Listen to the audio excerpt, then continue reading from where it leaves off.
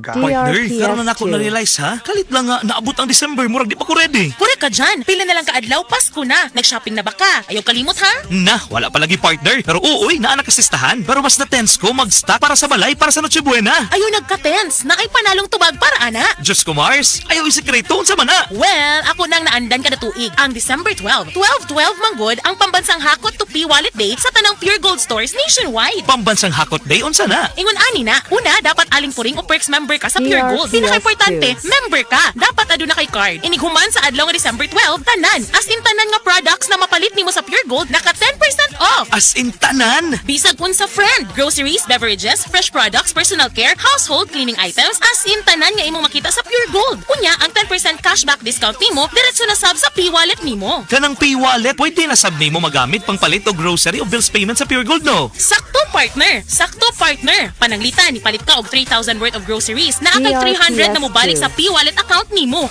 Dayon! Dako na kayong butanga ha, hilabi na karon. Ay sobrang panalo. Paldong-paldo ang diskwento sa Pure Gold. Maong hinumduman na nato na December 12, 12-12, pambansang Hakot to P-Wallet Day sa tanan nga Pure Gold stores nationwide.